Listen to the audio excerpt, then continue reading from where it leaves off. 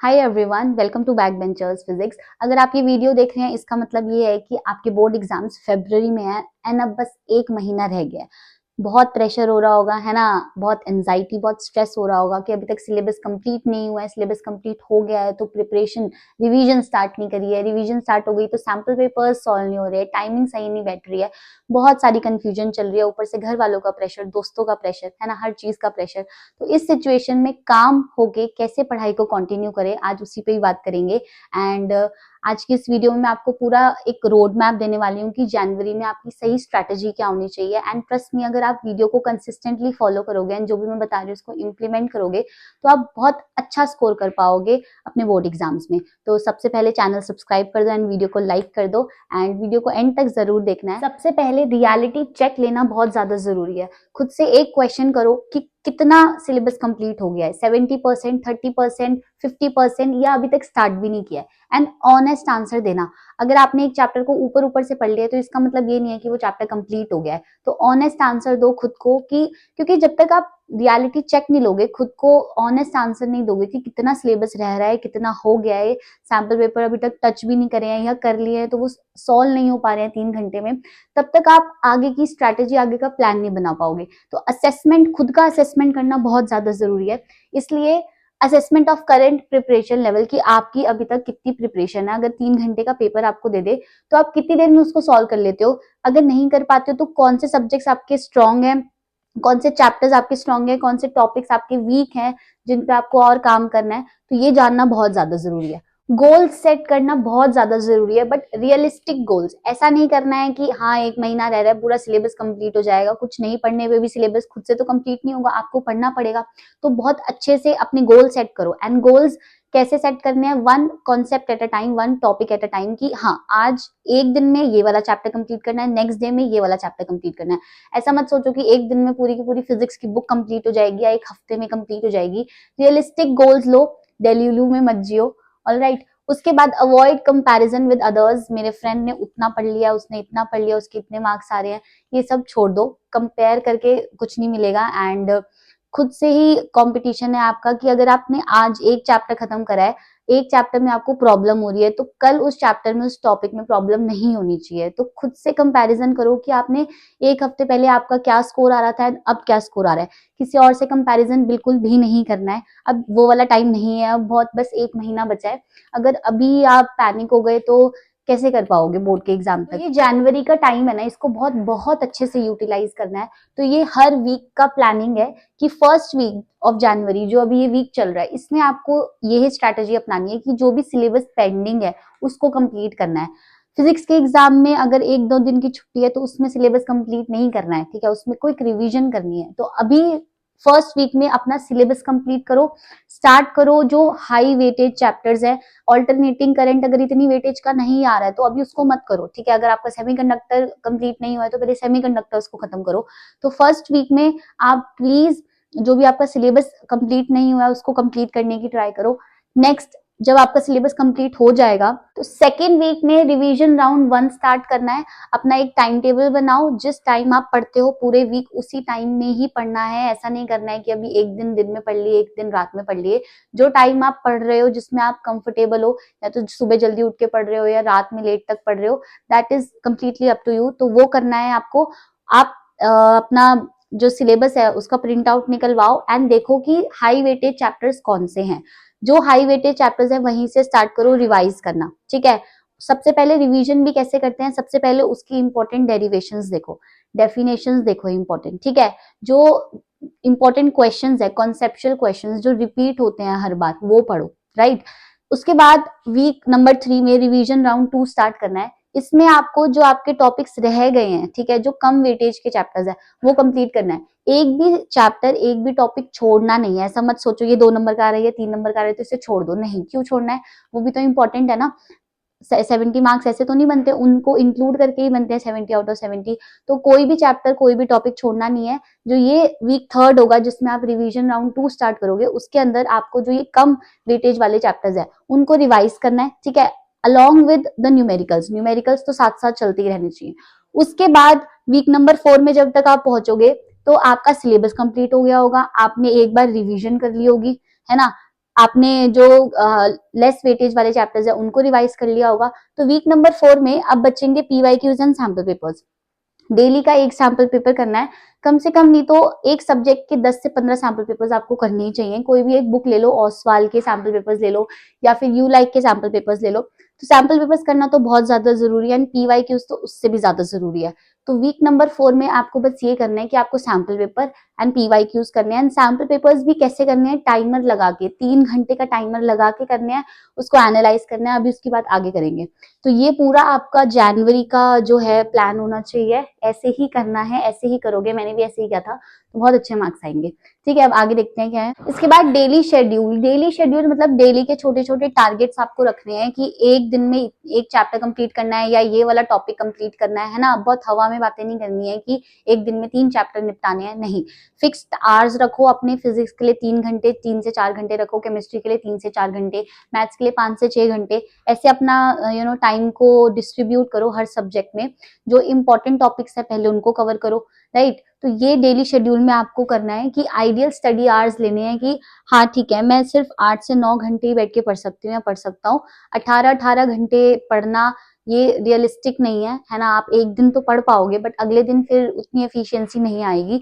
तो कंसिस्टेंसी तो सब कुछ चेंज कर देती है।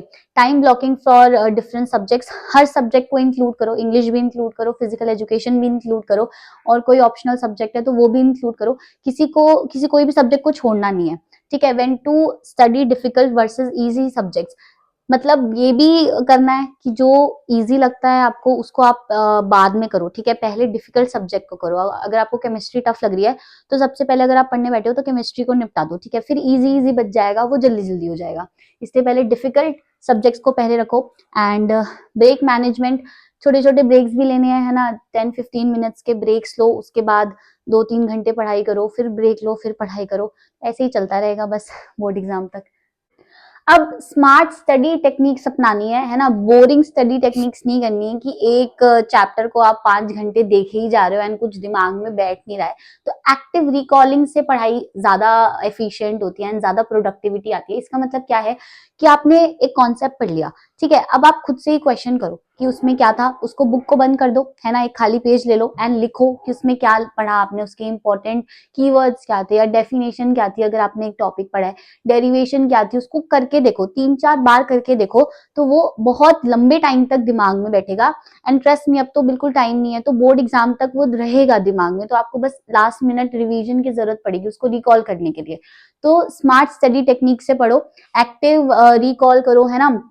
छोटे छोटे नोट्स बनाओ। अब बड़े बड़े नोट्स बनाने का तो कोई पॉइंट नहीं है इस टाइम पे कि आप बैठो कि अरे वाह चैप्टर 1 है, चैप्टर 1 पढ़ते हैं, उसके नोट्स बनाते हैं। वो नोट्स ऐसे कैसे ही रह जाएंगे, वो कभी रिवाइज नहीं हो पाएंगे, वो कभी खुलेंगे भी नहीं। तो वो करना बंद कर दो अब आप, है ना। डिफरेंट पेन्स से नोट्स बनाने हैं, नो। अब बहुत शॉर्ट नोट्स बनाओ, फॉर्मूला शीट्स बनाओ जिनको आप रिवाइज करोगे। And trust me, formula sheet बनाओ, बहुत बहुत ज्यादा हेल्प होती है, क्योंकि न्यूमेरिकल्स में क्या फॉर्मूला लगना है ये याद नहीं आता है। तो अगर आप फॉर्मूला शीट बनाओगे, हर टॉपिक के जितने भी फॉर्मूलाज हैं वो लिखोगे, तो लास्ट मोमेंट पे आपको बहुत अच्छे से रिकॉल कर पाओगे एंड याद आ जाएगा। ठीक है, एनसीईआरटी एंड स्टैंडर्ड बुक्स, और प्लीज मेक श्योर कि अब आप एनसीईआरटी से पढ़ो, रेफरेंस बुक से पढ़ो। ठीक है, मल्टीपल सोर्सेज नहीं रखने हैं, जो स्टैंडर्ड सोर्सेज हैं वही रखने हैं। ऐसा नहीं है कि कोई भी बुक खरीद ली उससे पढ़ लिया जस्ट बिकॉज आपका फ्रेंड पढ़ रहा है। ठीक है, तो बहुत सारी बुक्स ऐसी भी होती है जिनके अंदर कुछ इतना ज्यादा कुछ खास मटेरियल नहीं होता है, सिर्फ वो मोटी होती है ना। तो हम देख के ऐसा लगता है कि इसमें सब कुछ होगा, बट ऐसा नहीं होता है। तो उन बुक्स से बचो, उन सोर्सेज से बचो, एफिशिएंटली पढ़ाई करो, राइट। तो ये स्मार्ट स्टडी टेक्निक्स हैं। And how to study when you don't feel like it, ये तो सबसे ज्यादा मुश्किल होता है, बट उस टाइम पे रिमेम्बर व्हाई यू स्टार्टेड, है ना। खुद को मोटिवेट करो कि कोई बात नहीं है, यही तो आपका फ्यूचर बना रही है ना। ये अगर अच्छे मार्क्स आएंगे, अच्छा कॉलेज मिलेगा, ये प्रिपरेशन डिसाइड करेगी कि आगे के 3-5 साल आपके कहाँ होने वाले हैं, आपके कैसे फ्रेंड्स होने वाले हैं। तो खुद को मोटिवेट करते रहो कि थोड़े टाइम ही पढ़ना है, कोई बात नहीं, अच्छे से पढ़ लोगे तो अच्छी जगह जाओगे, अच्छे से नहीं पढ़ोगे तो अच्छी जगह नहीं जाओगे, राइट। तो ये 4-5 तरीके हैं अच्छे से एफिशिएंटली पढ़ने के।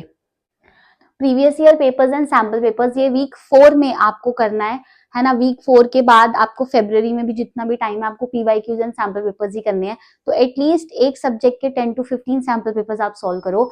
आप उसको बार बार रिवाइज करो, जो भी उसमें टॉपिक्स है जो आपसे नहीं हो रहे हैं, है ना। एक अलग से नोटबुक बना लो जिसमें आप जो गलतियां आपने सैम्पल पेपर में करी हैं वो आप उसमें नोट डाउन करो, एंड मेक श्योर कि जब आप दोबारा से कोई और सैम्पल पेपर कर रहे हो या पीवाईक्यू कर रहे हो तो आप वो मिस्टेक को रिपीट ना करो, ठीक है। तो ये सही तरीका है सैम्पल पेपर सॉल्व करने का।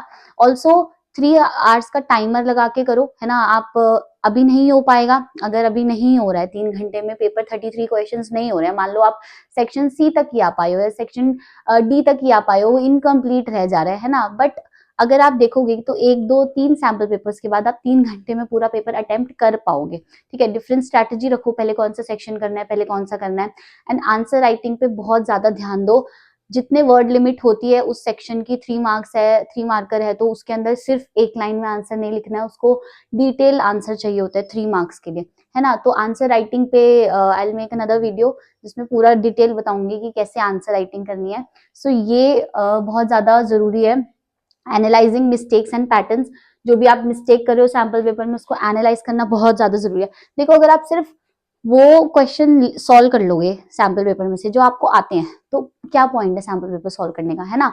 वो इसीलिए तो बनाया गया कि आप वो वाला क्वेश्चन भी करो, उसको भी अटेम्प्ट करो, उसको भी देखो। जो आपको नहीं आता, जो आपको आता है उसको ही दोबारा दोबारा, आपको सेल्फ इंडक्टेंस आता है तो उसको ही 4 बार लिखने का क्या पॉइंट है ना। जो नहीं आता आप उसको लर्न करो ना, उसको निकालो, ढूंढो उस क्वेश्चन को कि कौन सा नहीं आता है, उसको करो। डन। तो ये मिस्टेक एनालाइज करनी है, टाइम मैनेजमेंट तो बहुत ज्यादा जरूरी है सैम्पल पेपर सॉल्व करते हुए। अब है व्हाट नॉट टू डू, क्या करना है ये तो आपको सब बोलेंगे, है ना, कि 18 घंटे बैठ के पढ़ो, बस यही तो करना है, सिंपल सी बात है। बट क्या नहीं करना ये कौन बताएगा आपको, मैं बताती हूँ आपको।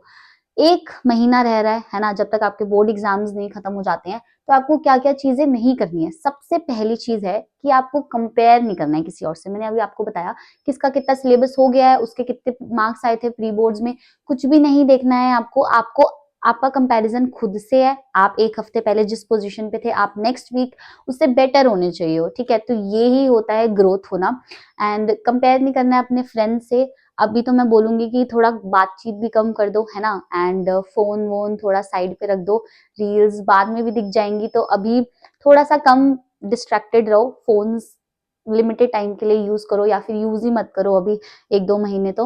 उसके बाद है कि आपको अपने सोर्सेज को लिमिटेड रखना है एंड किसी भी न्यू सोर्स पे जंप नहीं करना है, ठीक है। जो नोट्स से आपको समझ आता है, जिस टीचर का आपको समझ आता है, आपको उनको ही फॉलो करना है ना। अब वो वाला टाइम नहीं है कि अब आप एक्सपेरिमेंट करो कि अच्छा चल ये वाली टीचर का वीडियो देख के ट्राई कर लेते हैं, ये ट्राई कर लेते हैं, नहीं। जिनका समझ आ रहा है आपको, है ना, जिन्हें लगता है कि हाँ हम तो पढ़ रहे हैं इन्हीं से तो अच्छा पढ़ाते हैं, तो वही करना है। And same with the books, books भी आपको वही करनी है जिस बुक में से आपको समझ आ रहा है। तो ये टाइम एक्सपेरिमेंट का नहीं है कि आप जंप करके किसी और स्टडी मटेरियल पे चले जाओ, नो, बिल्कुल भी नहीं करना है वो आपको, ठीक है। Studying topics with very low weightage, ये आपको बाद के लिए रखना है ना। ये अभी नहीं करने हैं कि अरे ये तो 2 नंबर का है फटाफट कर लेता हूँ, नो। जो हाई वेटेज के चैप्टर्स है उनको पहले करना है। उसके बाद all nighters and irregular sleep. All nighters तो मतलब मैं आपको कभी भी नहीं बोलूंगी कि you pull an all nighter, no, कुछ भी नहीं होता है उससे। आप दिन में सब भूल जाते हो, है ना। अगर एग्जाम है स्पेशली आपका तो उससे पहले तो बिल्कुल भी आपको ऑल नाइटर पुल नहीं करना है, आपको अच्छे से स्लीप लेनी है। बल्कि मैं तो यही बोलती हूँ कि आपके एग्जाम से 1 दिन पहले आपको शाम तक ही पढ़ना, आपको रात को भी नहीं पढ़ना, है ना। मतलब नहीं याद रहता है भाई, आपको लगता है ऐसे कि पूरी रात जाग के पढ़ लेंगे तो अगले दिन बहुत कम चीजें याद रहती है। एंड सही बताऊं, अगर आपकी स्लीप पूरी है तो 3 घंटे में आपको वो भी याद आ जाता है जो आपने बहुत कम टाइम के लिए पढ़ा था, है ना। एंड अगर आपकी नींद पूरी भी नहीं है तो आप भूल जाओगे कि आपने रात में क्या पढ़ा था।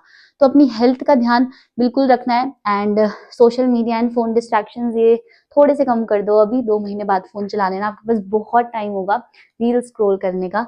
तो कंपेयरिंग प्रिपरेशन विद फ्रेंड्स मैं आपको बता चुकी हूँ, तो ये नॉट टू डू लिस्ट है, तो ये आपको फॉलो करनी ही करनी है। उसके बाद सेल्फ केयर एंड हेल्थ, अपना ध्यान सबसे ज्यादा इंपॉर्टेंट है।